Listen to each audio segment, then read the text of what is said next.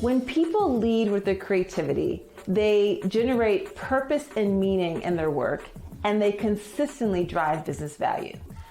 I'm Dr. Natalie Nixon, and I change lives with ideas. I'm a creativity strategist, the president of Figure 8 Thinking, a global keynote speaker, and the author of the award-winning book, The Creativity Leap. I advise leaders on transformation by applying wonder and rigor to amplify their business value. And I do that in two ways, through the lenses of creativity and foresight. Some of the questions that my clients have would be, what's the business that we should be in versus the business that we've been churning in? And how do we figure out our meaning and our purpose? There are two types of experiences I offer: keynote speaking and advisory services. I'm a global keynote speaker, and I'm often hired by CHROs, chief strategy officers, and chief innovation officers, as well as event planners to deliver a keynote at your next event. I also offer strategic advisory sessions, both one-on-one as well as Foresight Studios for your teams.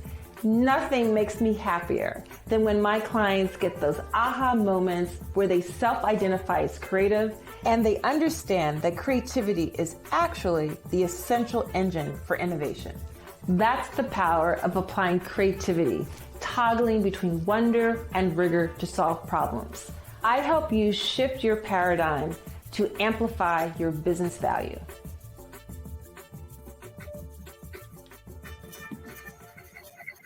Okay, welcome everybody. Hello, hello. My name is Natalie Nixon. I'm the CEO and founder of Figure 8 Thinking. I'm a creativity strategist and the author of a book called The Creativity Leap. And today I'm so excited to be joined by and with Bonnie, am I pronouncing your last name correctly? Bonnie Biafore. Well, you know, it's supposed to be pronounced Biafore, but my parents changed it to Biafore. So. I love Biafore. So thank you, Bonnie, for joining us. Bonnie is an expert in project management. She also happens to be one of the top 20 LinkedIn instructors ever. And her course, Project Management Foundations, or Foundations of Project Management, I might be getting that title wrong. This year has been ranked as the number 5 LinkedIn course. So definitely check it out. And over 10 different times, it's been ranked in the top 3 of LinkedIn's courses. So I'm really excited to be joined today to talk about how we can lead with curiosity, how we can ask and frame and reframe questions. Because as I like to say, questions are inputs into a system, and that system could be what's for dinner. That system could be figuring out our next marketing strategy or a better financial model. But if we don't ask new and different questions, the inputs into that system, we're not going to get new, different, and better outputs. So Bonnie, welcome. Thanks for joining on this conversation. Yeah, thank you. Actually, one thing I wanted to mention is my Project Management Foundations course is actually unlocked through December of 2025, meaning that with the right link, which I can give you so you can post to your followers, it is available for free for like the next 3 years. So, what? That's amazing. Okay, so Morgan, my project manager, the amazing Morgan Wells, will share that link at some point during our conversation, and I will also share it again when we repost this discussion. And I'm really humbled to be speaking with Bonnie because I have one LinkedIn course. I've just started down this journey, and my LinkedIn course, as you'd be interested, is called Leading with Inquiry, Improvisation, and Intuition, where I touch on all 3 of what I call the 3 I's, but we're going to double down today on inquiry or curiosity. So my first question for you, Bonnie, is a bit basic, but my first question for you is, what exactly is project management? How would you explain it in really basic terms? Okay, well, so first of all, let's just start with a project. As you mentioned, a project can be just about anything. It could be making dinner, or it could be building a new airplane. So from big to small. And really, I mean, project management, to make it really basic, is it's going to be everything that you do to make sure that the project actually achieves its goals and objectives. And it does so within any constraints that have been placed on that project. So for example, if you have that making the dinner, let's say you're going to do a dinner party, so you're going to have this goal of having the dinner party, having everyone have a great time, maybe get out after being locked up in the pandemic, and you have a certain number of attendees, you have a budget, it's going to be on a particular date, so you've got a deadline, because it's like, if the dinner is Friday at 6 o'clock and the dinner isn't ready until Saturday, you got a problem. I just also want to add, Bonnie, that we have to also, I would think, in project management, plan for those unpredictable external environmental events. Like I see the beautiful snowfall in your back, coming through your back window. You're in Colorado, I'm in Pennsylvania. Like, those are the sorts of things we also have to factor in, right? Absolutely, yes. Managing risks is one of the many things that you do when you're managing a project. So there are a lot of different pieces to project management, but really, I think that, and the key thing is going to segue into this idea of questions and curiosity and creativity, is making sure that you achieve the goals and objectives. Okay. That's a really simple and easy way for us to understand, for someone like me who doesn't, I mean, I'm managing projects all the time, but I don't think of it in those terms. So that's really helpful. I just also want to mention, for anyone who is joining us today, we would love your questions.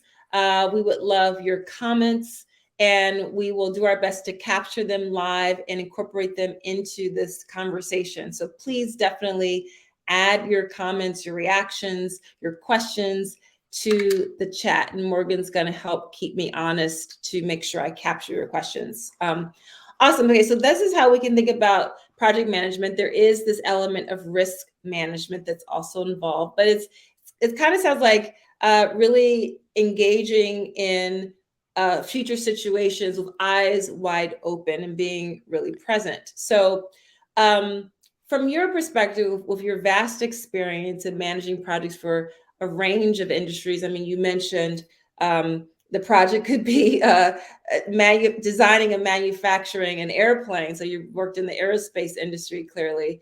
In your experience, how do better questions and curiosity play a role in project management?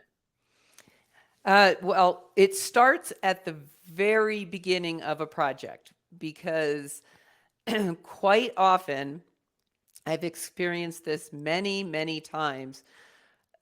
Someone will come to you. So let's say I'm the project manager. Someone comes to me and says, okay, we need to build a website for our company. Well, yes, building a website is a project, but why do you think you need a website? Like, what do you hope to accomplish with that website? Is it going to be an e-tail website? Is it more to get information out about your company? So a lot of times the customers and the project sponsors who get these projects going, they actually have not really defined their goal for the project. So really, a lot of times, the very first thing you do as a project manager is to say, well, let's take a step back and let's talk about what we're going to try to accomplish. So you have to ask those questions and be curious about what you really are going to try to do. And even if someone comes to you and asks you to manage a project and it seems like they do have the goal and objectives defined, it's really a good idea to explore and ask more questions to really make sure that everyone understands what you're going to try to do. Because if you don't understand the goal, I always use this quote in like in the books and my courses. Yogi Berra had a quote that it's like, it's really important to know where you're going, otherwise you might not get there. Yogi Berra had such gems. I love that. Yeah. I actually have some people know I'm a devoted amateur ballroom dance student. I love dance, and I study ballroom dance. And I have one of my great instructors said a very Zen kind of a comment. It was instructional, but I kind of daydreamed from it. I was like, that's true for life. He said, look where you're going, and that's where you'll get, that's where you'll go, right? And so often we don't remember those basics. It sounds like so much of what your advice is at the very start of a project, Bonnie, is to ask this question for your clients to reconsider, like, where do we want the plane to land? Like, let's just like recalibrate. Are we all on the same page? Because do you find sometimes that even your clients thought that everyone was on the same page, but when you really start to unpack it, people actually had slightly different ideas of where they were headed with the project? Yes. Yeah, very much so. One anecdote that I have is and this was a very long time ago, when I was working for a company, we were going to go to a large trade show, and the company was putting a huge effort into this trade show. And they came to me and they said, we want to develop all new demos for our software for this trade show. So go get started. And I'm like, well, we can't really start designing demos until you define, well, like, what are your messages that you want to present at this trade show? Like, what industries, what audiences are you hoping to interact with, and what message are you going to convey? And they're like, well, we don't know yet, but we want you to go, like, start the demos. And well, like, what are your messages that you want to present at this trade show? Like, what industries, what audiences are you hoping to interact with, and what message are you going to convey?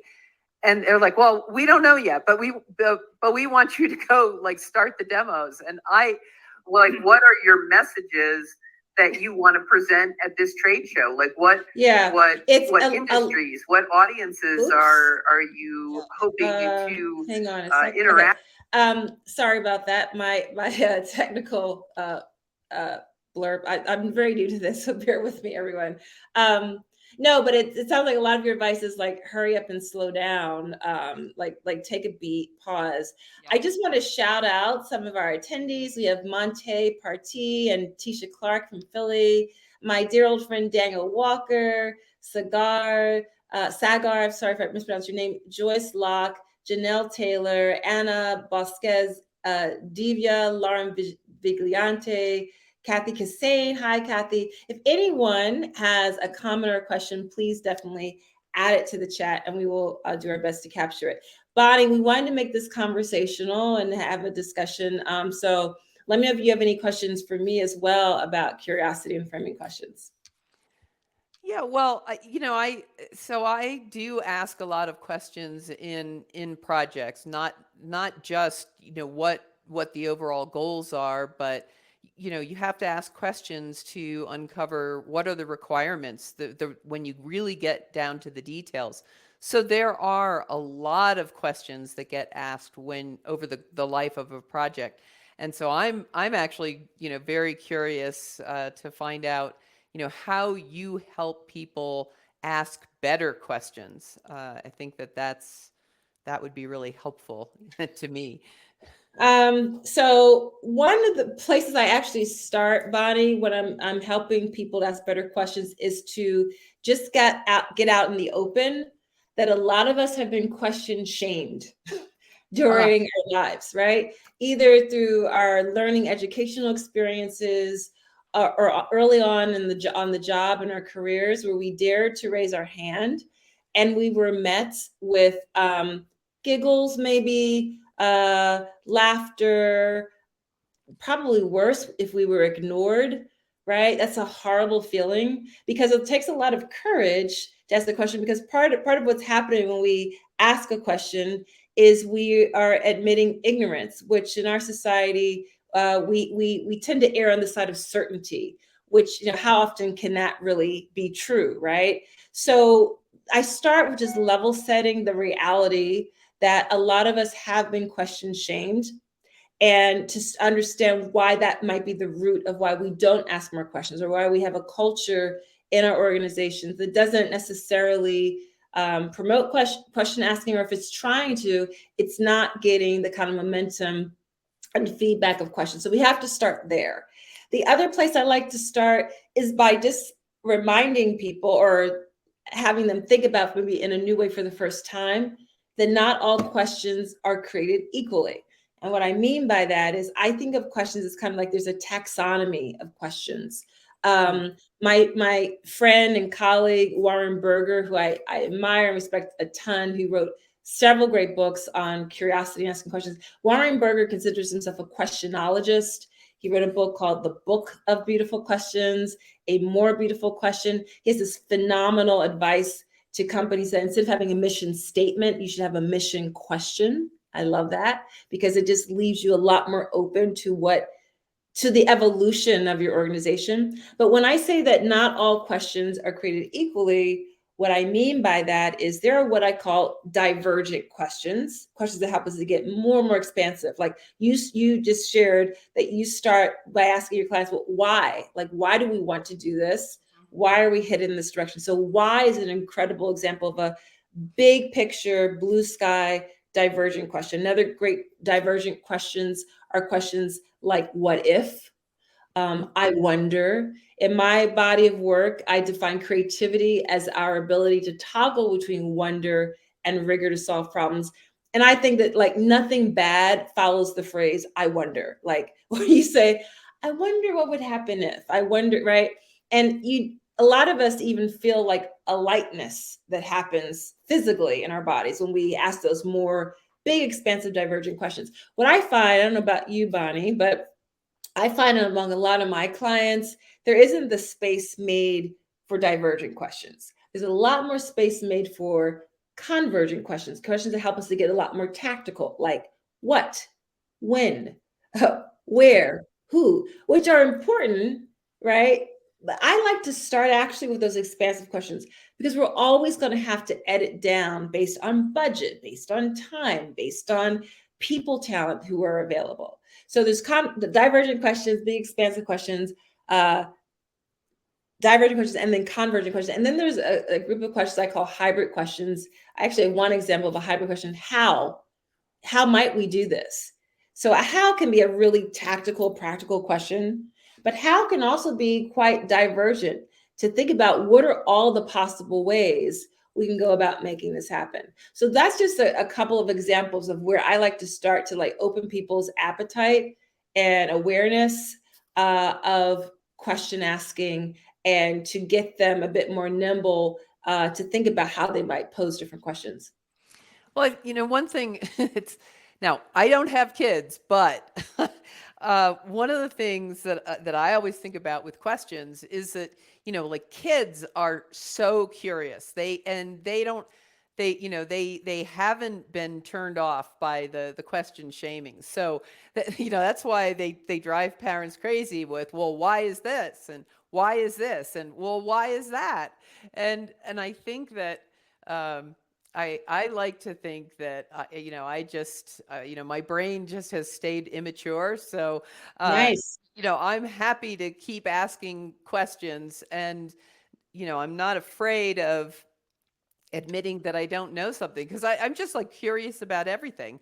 And the reason that people tend to move from those divergent questions into the convergent is because, honestly, the convergent questions are easier to answer. Like, when, if you do have a deadline, that can be very easy to answer. But one of the things that I often ask is, when somebody says that there's a deadline, it's like, well, why do we have a deadline? What is the Hmm. reason behind that deadline? Because a lot of Interesting. times a deadline is just this arbitrary date that, someone in management has picked for a project. And it's like, Right. and if you say, well, why do we have that deadline? And they kind of go, uh, Yeah. Yeah. No, I think I love that reminder and I love that question. On the other hand, or also I would add to that, goals or dreams with deadlines, right? So we do, because when we get into that space of wonder, which is really important to the blue sky thinking, there is a point in time when we need to yeah, punctuate it. We did because we need to move on, but it is important to have someone like you, Bonnie, to kind of check the process and reconsider, um admit that it was arbitrary from the jump, from the start. And because of that, based on all this new information and data and work that we're developing, maybe the deadline could be sooner, have a longer horizon, etc. That's great. and actually, in your example of the divergent questions of what if, another one of our LinkedIn authors, Chris Croft, he's just like a favorite of mine. I love his teaching style, and we were talking about how you pull those answers out from people, because in Mm, project management we talk about this triple triple constraint, which is the scope of the project, the time frame of the project, and the budget for a project.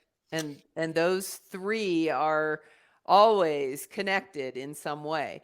And so he said that one way to find out which of those three is the most important is by asking these what if questions that compare two of the three at a time. So it's like, well, ooh. okay, so if we have this scope for the project, what if we can't get it done by April?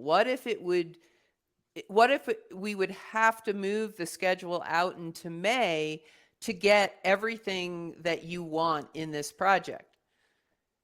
Well, then if they say, "Oh, yeah, okay, that would work." Now you know that the scope is more important than the schedule. And you can do the same thing with the schedule and the budget, or the budget and the scope. And you can also then, from those answers, you can figure out, oh, well, maybe what we should do is take that agile approach to the project, and let's get it done in this time frame for this budget, and we'll do a part of the scope. And then once that's done, we can then do a second project with the remainder of the scope. So those what if Mm. questions are really important in project management. I love that example. What is that called? Triple what? It's called the triple constraint. The triple constraint. Maybe we could add that, Morgan, into the footer. I love that term, and playing around, as you said, with scope, budget, and time, and Mhm. then poking at what using one of those constraints and poking at the other two with a what if question. That's Yeah. that's super smart. That's interesting. Thank you for that. The triple constraint. I learned something really cool today. Love that. So, you start one place in a project, and then invariably it lands differently. I will say that, I have a background in cultural anthropology and fashion. And in the fashion industry, I started out as an entrepreneurial hat designer. And then I worked in global fashion in the field of sourcing. And Mm. in sourcing, the triple constraints are price, quality, and lead time, right? Those are the three constraints you're always trying to balance out and manage. And the reality is that fashion apparel sourcing is a lot like the weather. Like anything that could go wrong, it will. There'll be a strike. There's a wedding among connected family members that make up like 40% of the factory workforce. I lived and worked in Sri Lanka, where that was a real cultural reality. Um, or it's monsoon season, so all those sorts of things are happening, or the mill is late in delivering the fabric, right? So there was definitely a ton of project management experience I got when I worked in global fashion sourcing. I wonder, in your experience, Bonnie, what are examples of the ways that you evolve questions throughout the process? Because you share like what you try to start with at the beginning. How does what maybe you could share an example or give us, you know, these ideas and thoughts about how questions evolve or need to evolve. How do you know when you need to sort of start tweaking the questions that you're asking? Well, there's kind of two different pieces there. So the questions that you ask evolve in part because as the project progresses, you need to know different things. So at the very beginning, what is the goal? What are the objectives? Who are the stakeholders for the project? Because actually, those are the people you're going to be asking the questions of.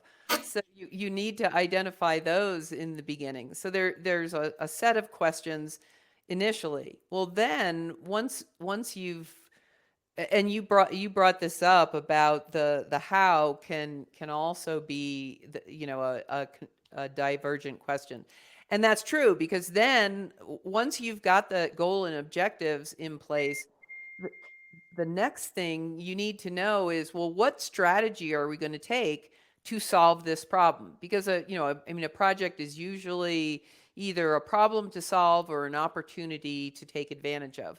And so you're like, well, okay, there are several different ways that we could attack this. Which one is the best? And that's going to depend on the overall organizational strategy. It could be, where the support is in the organization for this project. So, that's a whole different set of questions. And then once you figure out which strategy, then you're going to start to get into those more specifics, the what the specific requirements, like what does this need to do, and when do things need to happen, and are people available, which people am I going to get it, so you do get down in there. But then as far as knowing when you need to start tweaking your questions, once you have your project plan and you actually really start the work of accomplishing the project, obviously you're going to keep track and you're going to see like how much progress are we making and how are we doing compared to where we expected to be at this time, that kind of thing. And a lot of times when you start to see things drifting off track, then you have to start asking questions, because that could be a sign that your change management isn't working, that people are asking for things behind the scenes that are not going through your change management process, or risks have become actual issues and are starting to derail things. So when you start to see those very early signs that things are not going, then you have to ask more questions. Which it takes courage to admit we're going a little bit off track, because that could be admitting that we were wrong in one of our earlier assumptions. It means we have to rally everyone, and that requires a certain amount of energy and buy-in. But it's so important to take our medicine now or take it later. I have never been afraid to tell people that there's a problem, because to me, if you go to the management team and say, we have a problem, but it's early enough, and here is what I suggest that we do about it, that's a much easier conversation to have than 2 months later when there's no way to recover. Sure is. Yeah. So, but I can understand how some people might be a little hesitant. But like you said, you come with some suggestions, with some solutions. Listen, we have a great comment and a question in the chat. So Himlada Prajapati mentioned that maybe people often don't feel comfortable to ask due to lack of understanding or any other concerns. I think that's a really great point, Himlada. Maybe tangentially related to this idea of question shaming. Great question from Divya, who asked, are there any set of questions that are usually missed out to ask in those initial stages of the project that will end up having a greater impact later on in the process? Bonnie?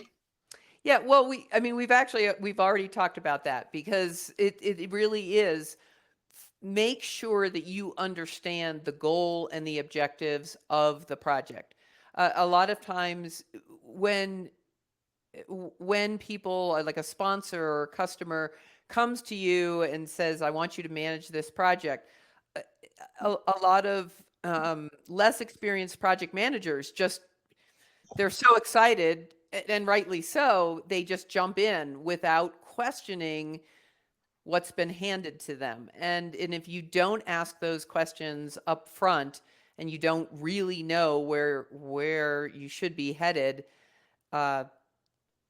that's actually going to make the project more difficult. So those initial questions of what you're trying to accomplish are really the most important for making sure that you are successful.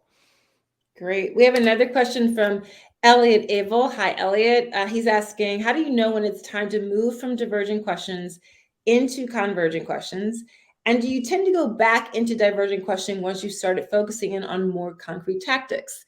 So great questions. And I'm a big believer in very iterative processes. Very few experiences and opportunities that we tackle and work in life are linear. And I think that's part of the excitement, but also the frustration sometimes. So knowing when to move back into those convergent tactical questions is when we start to hear redundancies, when we start to realize that we've identified patterns, right? One of the things that we want to get out of those initial big picture questions is just to get a lot of stuff on the metaphorical wall, right? To understand, what are we all collectively considering, wondering about, interested in exploring. And there will inevitably come a point in time where we're starting to notice some synchronicity. And you actually can, the way I work with clients is we work through what in qualitative research we call sorting and sifting, right? So we're actually trying to sort through patterns. What are themes? What are the Venn diagrams? And then that's a great opportunity and time and juncture in the project to start prioritizing, like, of these 11 ideas, what are the top 3 that we think are really interesting? And then getting into those convergent questions. And then I would go back out again, right? So it's this weaving in and out. But that's one of the techniques that I use. How about you, Bonnie? Anything to add to that, please? Well, actually, I think I think that we're really on the same page there, because when you were talking about that, for example, with the strategies, that's why you have brainstorming sessions. If you have brainstorming, the idea is to get everything out there, regardless how far out it might seem. It's like, just get it on the wall, because then you can start comparing those, and there are approaches that you can use to weed out those strategies, based on how well do they fit the organization's strategy, or how well do they actually accomplish the objectives that have been identified. So yeah, it's I agree with you that you start broad, you kind of narrow down, but then then once you have your objectives, you go back to the divergent to analyze the strategy that you're going to pick. So yeah, it's good. same approach. Thank you for that awesome question, Elliot. We're going to start winding down over the next 5 minutes. Bonnie, do you have any other questions that you want to throw into our discussion? Well, I do. The one thing I did want to mention, you did put a link for the project management foundations in the comments, but I'm not sure if it's the correct link. So I Okay. actually gave Morgan the link that definitely is the unlocked version of the course. So you might want to repost that just to make Thank sure. you. Okay, Yeah. we will repost the link, the correct link for the unlocked course, which you said is going to be available for the next, did you say 3 years? Yeah. That's Yes. amazing. Okay, And good. it has been unlocked since June of 2020. This is part of the Microsoft and LinkedIn initiative, Global Skills Initiative, to help people gain the new skills that they need to expand their job career horizons. So Love that. Love that. All right. it's a great program. That's a jewel. And Morgan will also add in the link to my course, Lead with Inquiry, Improvisation, Intuition. If you want to dig into the 3 I's, she'll add that to the chat as well. So, Bonnie, as we start to wrap this up, what are additional questions that you want to add to this conversation? Well, I wanted to ask, because I think you and I are both really comfortable with asking questions, but as you pointed out, a lot of people aren't. So, do you have any tips for how do you get other people to embrace that curiosity and creativity without being afraid? Right. Well, do I have some thoughts about that? Yes, I do. So, yeah. So I will start with I'll share 2 tactics, 2 approaches. So, if you are in a position within your organization, on your team, maybe you have a leadership role, maybe you are in an organization where you're not a clearly identified designated leader, but you're clearly an emergent leader, and you're given the space to lead and to provoke now and then. Here's what getting people more comfortable to ask questions does not look like. Okay, so what it does not look like is to stand before people and to say, come on, guys, ask me your questions. I'm all open for it. You will probably get crossed arms, hands on the hips, deer in the headlights looks. Now, here's why. In their defense, um, a lot of us have been question shamed. And while you may have gotten the fever and the mojo for asking questions, you get it, you understand why. We have to meet people where they are, right? We have to understand the reticence. Maybe they've been involved in kind of punitive work cultures when people are going outside the written and unwritten guardrails. So here is what to do. We have to first practice self-inquiry, right? A lot of where I am seeing work leading is that personal development and professional development will increasingly merge and intersect. I'm a solid Gen Xer. I came of age professionally in a time where your personal development was over here in this silo after 5 p.m., and your professional development was over here on the other side. And what the hybrid work environment that we're trying to figure out, thank you, COVID, as is doing is really forcing us to figure out how do we merge what I call inside out leadership, so that the best leaders, the best work environments will be environments that really are promoting and are curious about personal development so that we actually show up and function much more effectively on a professional level, because organizations are organisms made up of humans. So we need to feel the feels, in my opinion. So what it does look like is to practice self-inquiry, to start reflecting on, starting to have second thoughts about that marketing strategy we launched last quarter. I'm starting to wonder if we revisited that former competitor, call them up to have lunch and explore maybe a co-opetition model, right? And then sharing those self-reflective questions with your team, saying them out loud.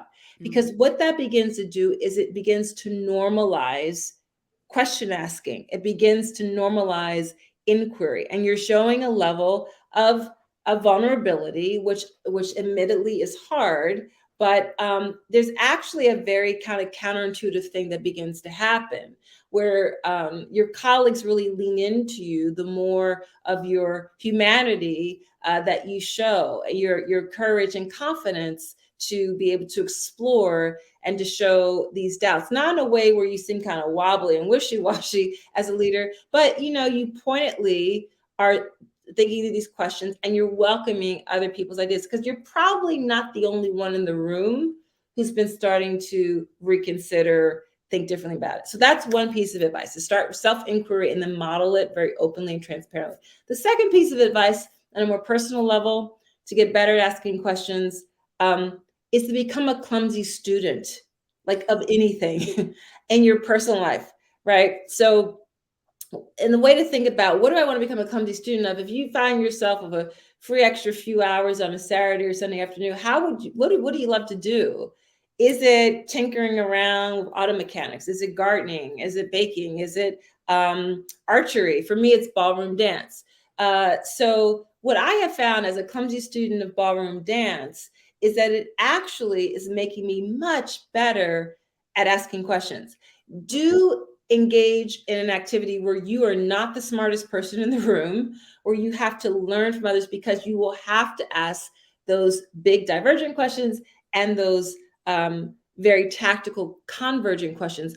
What is actually happening is that you're rewiring the neural synapses in your brain, in different regions of your brain, that in this personal clumsy student area of your life, so that when you show up to the work at hand, you actually become much more nimble and much more humble in order to ask those questions at work. So I'll give you an example that happened to me about a year ago, where by this time I was about a year into really being devoted and intentionally, going to classes with mask on at that time for ballroom dance.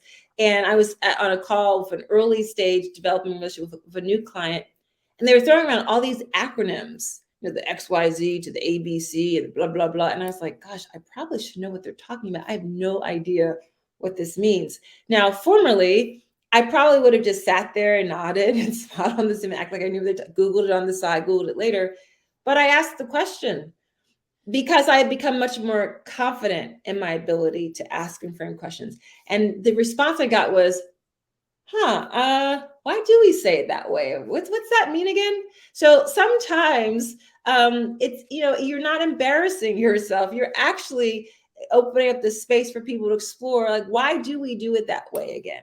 So those are my two suggestions, Bonnie. Oh, thanks. That's great. I am actually a clumsy student at this point in quite a few things. I had taken French in high school, but last February I started studying French in earnest, and I'm like living French every day. But the thing is, I end up having lots and lots of questions because languages, while they do have rules of grammar, there's all kinds of weird things that go on in languages. And so, you're trying to learn things. It's like, well, why do they do this here and that there? And so, yeah, and I'm also, in fact, yesterday I just made my first batch of kombucha. And so we'll see what questions Ooh. come out from that. But yeah, How many months later will you have to wait for the kombucha to no, you do what taste it the does? kombucha in 10 days. Oh, So, wow, that's cool. I love that.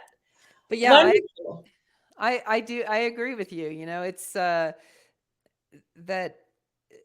learning something new is a great way to get yourself accustomed to asking questions, because a lot of time, humans are odd creatures, and so the systems that we build are unusual and Yes, warrant questions. Yeah. they often are unusual. That's true. I love that. Okay, so we're winding down. Is there anyone who's joined us today? First of all, thank you so much for joining us today.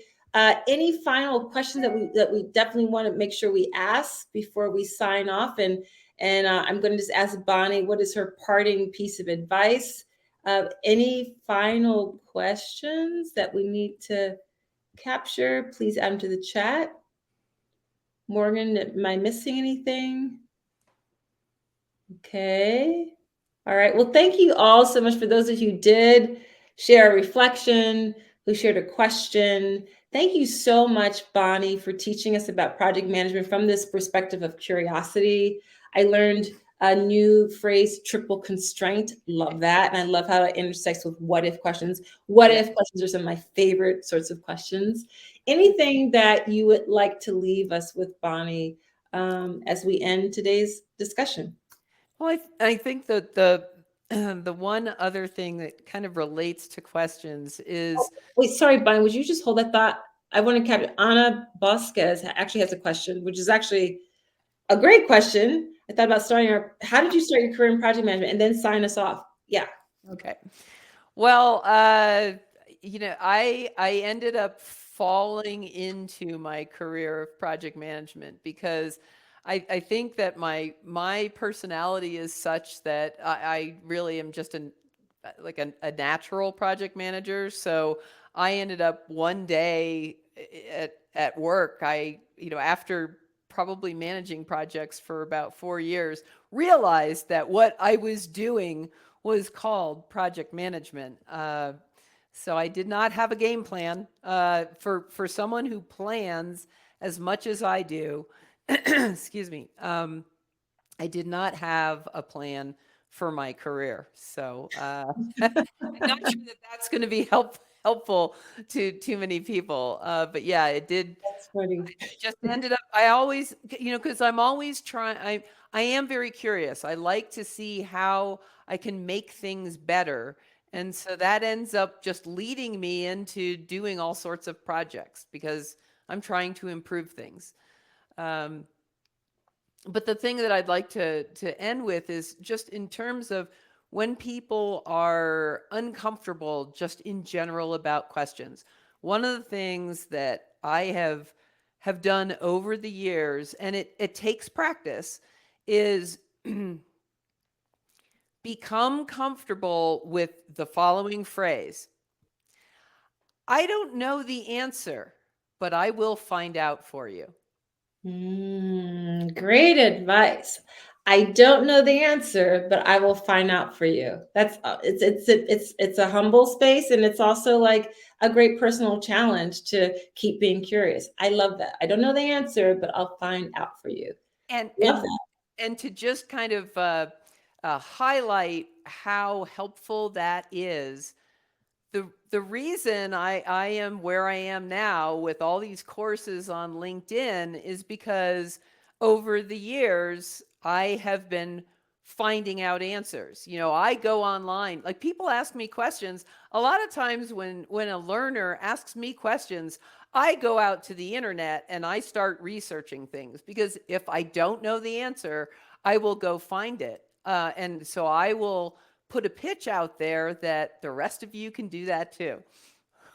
You know, I love that. And you reminded me that when I was a teacher and a professor, I was a professor for 16 years, I constantly got questions from my amazing students and I didn't know the answer. And I actually would say that, you know what, I don't know, but I'll find that out and I'll have something for you by the next class or in between. And that is one of the gifts of teaching is I think you must be open to constantly learning. I think the best teachers are really great learners. So thank you for that reminder, Bonnie. So everyone, thank you so much for joining us today. Hope you took away some valuable practical advice. And we're also inspired by my conversation with Bonnie Biafore, who is one of the top 20 LinkedIn instructors, and her course, Project Management Foundations, is like the top 5 and often is one of the top 3 courses. You can follow the link that we will share again to unlock Bonnie's course, which is Project Management Foundations.